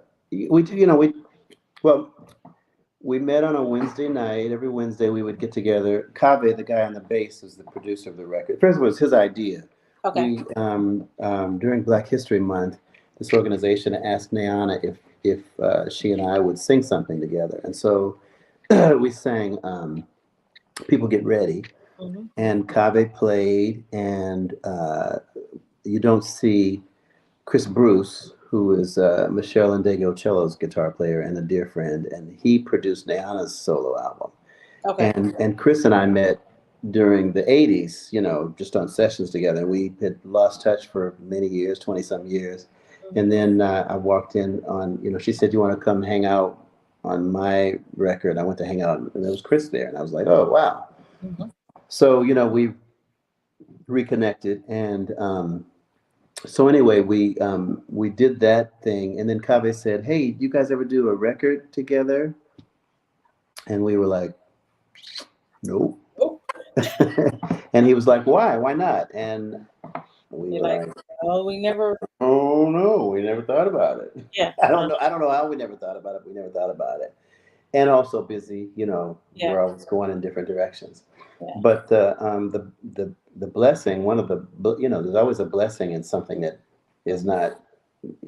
Sometimes a thing seems bad, and there's a blessing in it. There's a blessing in everything.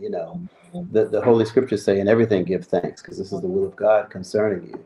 Mhm. And one of the blessings of the pandemic was we had time. Everybody was sitting on their Yeah. hands doing nothing.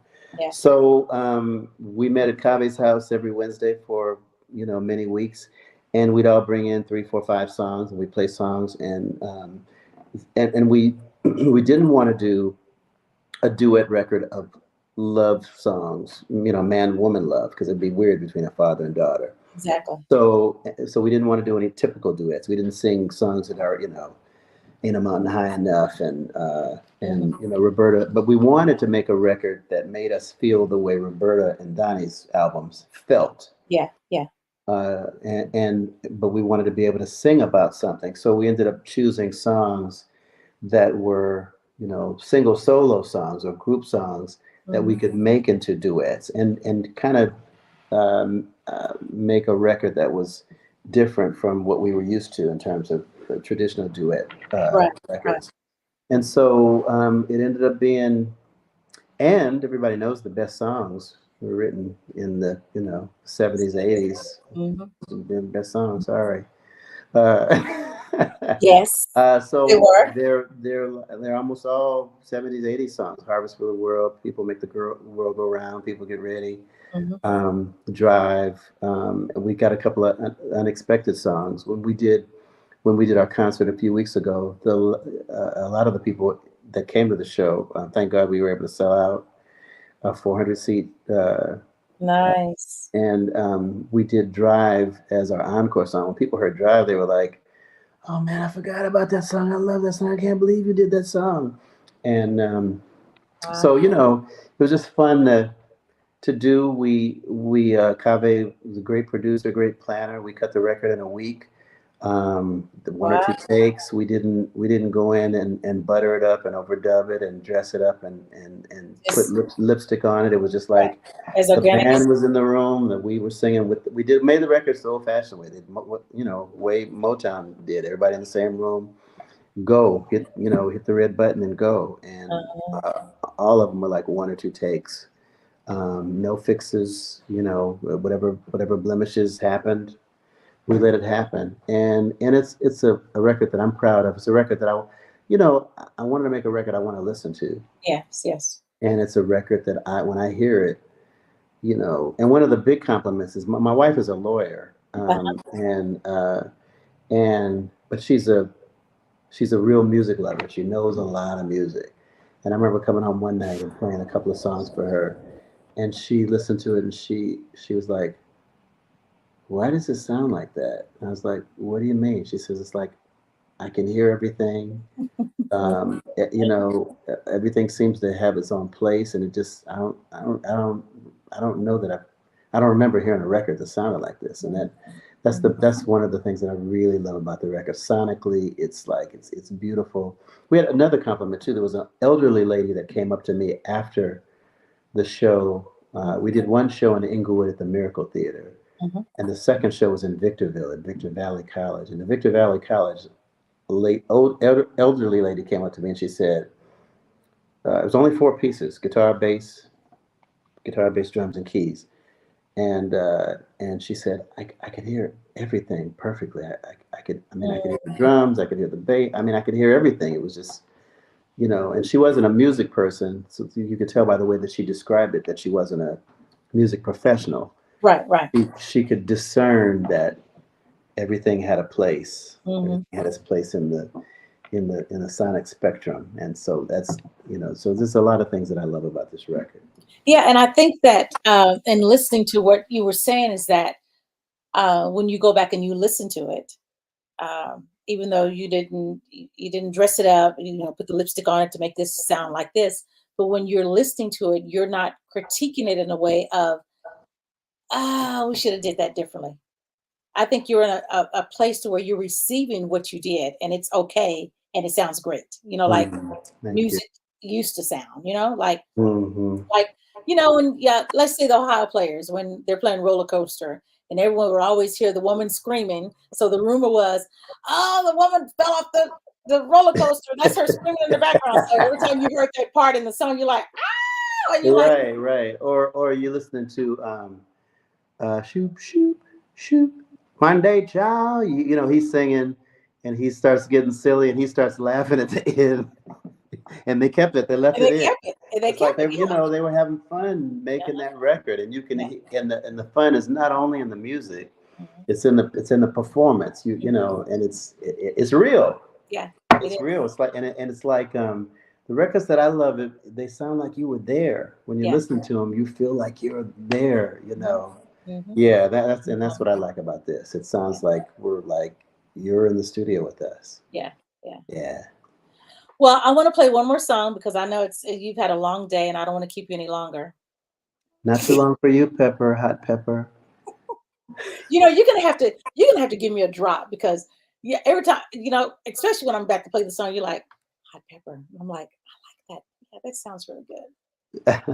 So you go into that room over there. And I will stop, drop, and roll for you, Pepper, anytime. Stop, drop, and roll, and don't forget my. And by the way, I couldn't find your link because you'll remember when I told you my email. You're like, this is the same email you had when I met you 20 years ago. Yes, that's true. But it's the same is not the case for you, Pepper. I now have 4 emails for you, and that's why I couldn't find the link because I was pulling up my old emails of Pepper. I'm like, I don't have this link, and then you send me this hotpeppershow.com.gmail. I'm like, okay. All right. Quit changing emails. I have the same phone number. I have the same people laugh at me when they see my AOL email. I'm like, yeah, but you can always find me, can't you? I only know 2 people who have an AOL email. That is me and Abraham Lincoln, right? No, you and my baby sister. I'd be like, who has an AOL? And then I met someone the other day that has a Hotmail. I go, they said, well, no one ever, I've been told this, no one ever is hacking into AOL or Hotmail. I was like, really? You said something else that cracked me up too. You said something about MySpace. we giving our MySpace. People like, what is that? What is MySpace? I know, it's like, I found you on MySpace. You're like, MySpace? MySpace was funny. That's funny. That's hilarious. Yeah, we're showing our age. Yeah, you got it. Right. Mm-hmm. So everyone, this is Dorian Holley. I'm going to play another song, but I want to tell you guys, coming up next week, I will have Wayna. She's going to be my guest on Monday. She's also, she's been touring with Stevie Wonder. She's been on tour with him. And I've been playing her music. I interviewed her years ago, but she's going to be back on the show. That's the 12th. Also, Sean Hinton, who is a guitarist and vocalist. He tours with Jill Scott, Mary J. Blige, and great guitar player. February the 19th is his date. And then Kurt Chambers, my first country singer on the Hot Pepper Show. Oh, man, he's bad. Oh, yes. Kurt Chambers, February the 26th. Omar Wilson is March the 4th. Kyrie Simmons plays with India Ari. He is March the 11th. Don Tallman is March the 18th. Don Tallman is on everybody's. She sounds like Shaka, but she's on everybody. She does background for everyone. So Don Tallman is a very phenomenal artist also. Sean Morissette, he's an actor, producer, singer, rapper. He is April the 1st. He's out of Canada. The Soul of Daniel. I love the Soul of Daniel. He's from California, y'all. He's an actor, singer, producer, writer. That is April the 8th. And Gerald Beasley, a world-renowned bassist, is April the 29th. Gerald Beasley. Wow, man. It's so funny. Everybody you mentioned I've sung with. Stevie, Jill Scott, and DRE. Just, it's like, what a blessing. Wow. It's like, what a lucky SOB. And that would be you. You's the lucky one. You's the lucky one. So I have to say thank you again for always supporting me, always wanting to be on the Hot Pepper Show team, and just thank you for being my friend. Thank you for being available whenever I call. No thanks. No thanks needed. No thanks. No thanks. No thanks. No thanks needed. Can you just receive? You're welcome. Thank you. Do you want to say any holla at yous, any thank yous, anything? No, I'm just happy to see you. It's great to visit, like this in a, even though you're kind of working. I appreciate you thinking about me, and I appreciate you playing the music, and I appreciate what you do. And my prayer for you is that you take time for yourself too, because you take time for everybody else, and just make sure you take some time for you.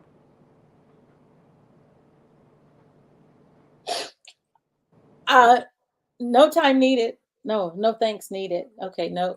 Okay, I receive. See how hard it is? See how hard it is? It's I not receive. easy. Yes, Yeah. I'm trying to start off 2024 in a way of, I started off with resting.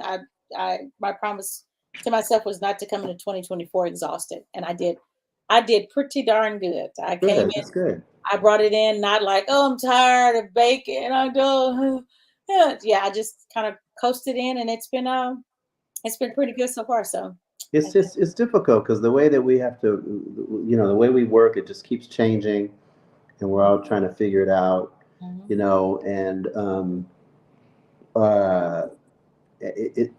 just trying to be an entrepreneur and trying to do everything, trying to email and Instagram and Facebook and TikTok, and it can all be very, very overwhelming. It is. But we all have to find a way to stay sane.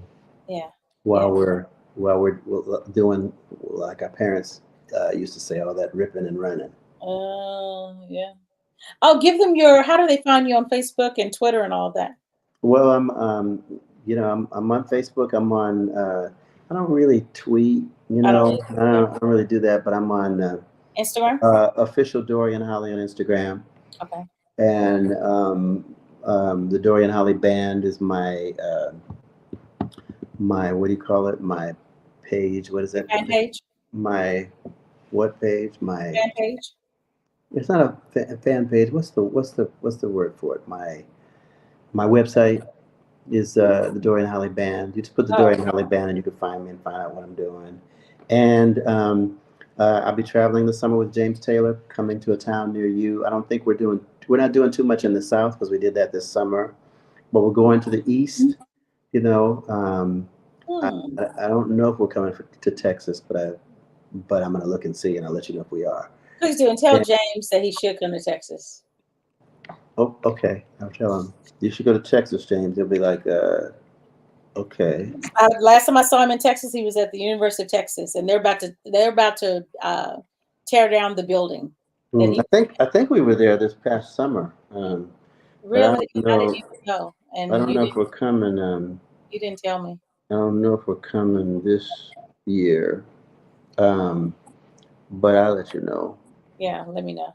And then, do I need to remind you about Pink? Yeah, you do. Yeah, okay. Find out when she's in your town and let me know. Okay, I will. You guys, thank you so much. Remember to check out thehotpeppershow.com, my website. And if you're not following me or subscribing to my YouTube channel, please do. It is free. Go to the YouTube live link on my page and click on the link and then subscribe, hit the bell, like, comment, share, do all of that. And this interview will be available as soon as we hit end. It's going to be on YouTube, and I'll send you the link so you can share it to your people. Because I know they want to see you. They're going to be like, Dorian did a podcast. What? They want to see me. They want to see me. See me, feel me. Run your fingers through my hair. Yeah. See, Monique, you can still run your fingers through my hair. Monique, or you could run your fingers through my head. Well, the hair might be easier than the hair. Yeah. It's like this instead of. Right. Right. Yeah. So tell your wife, thank her for allowing me to have you for 2 hours because you've been gone all day and you're walking in. She going, what? It's a trip. We hardly get. We tried to watch a movie last night. We couldn't even watch it. She's like, she's in a deposition, so she's, Yeah. she's trying to save the celebrities. Yes. You like, That's why I was late, because I was trying to fix her something to eat because she didn't have time to eat. yeah. Made her something right quick and took it upstairs. And I understood. I says, hey, you're good. You gotta. I understand. Gotta Take take care care of of my sweetheart. Yeah. Gotta take care of her. So All right. I love you, Pepper. Great to see you, babe. I love you too. So the last song, what we gonna play? What we gonna play? Which one you want? You want Grandma's Hands? You want Harvest for the World? Inner City Blues? Joy Inside My Tears? Oh man. Can't Find My Home? People Get Ready. Close your eyes and pick one. They're just all beautiful, and they're all songs people know and love. Yeah. Grandma's Hands. Play Grandma's Hands. Okay, let's do Grandma's Hands. Everyone, this is Dorian Holley. Grandma's Hands. DNA is the album with him and his daughter. Support them, check them out, spread the word, tell everyone about them. I love you. And again, you'll be back because I know you're going to be putting out a solo album. All right, I'll talk to you soon, babe. Okay, bye. Bye. Everyone, this is Grandma's Hands with Dorian.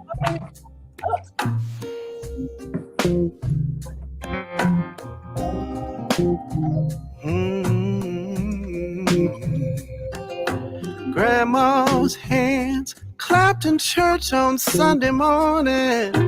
Grandma's hands played a tambourine so well. Grandma's hands used to itch you out a warning. She'd say, Billy, don't you run so fast. Might step on a piece of glass.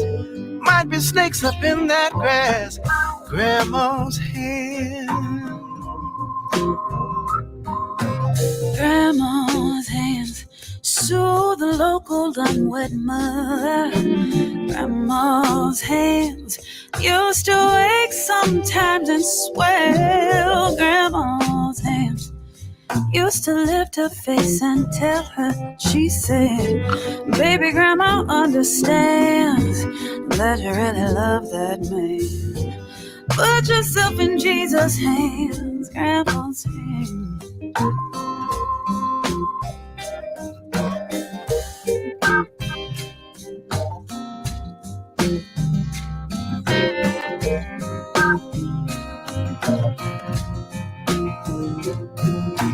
Grandma's hand used to hand me a piece of candy. Grandma's hands picked me up each time I fell. Grandma's hands, boy, they really came in handy. She said, Maddie, don't you whip that boy. What you wanna spank him for? He didn't drop no apple core, but I don't have Grandma's hands no more. If I get to heaven, I'll look for Grandma's hands. Yeah. Mm-hmm.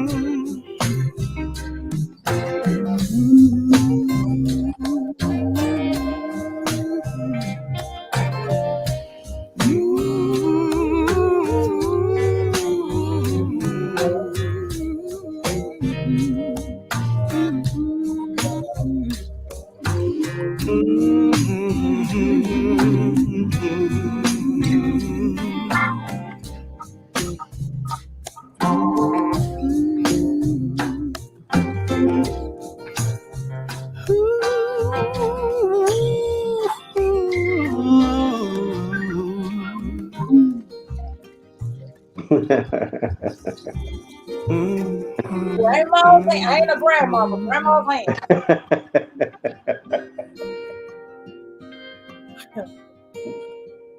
Thank you so much, everyone. Dorian Holley. Yeah, thanks everybody for listening. Love you, baby. Love you too. Talk to you. Bye. Okay, bye-bye.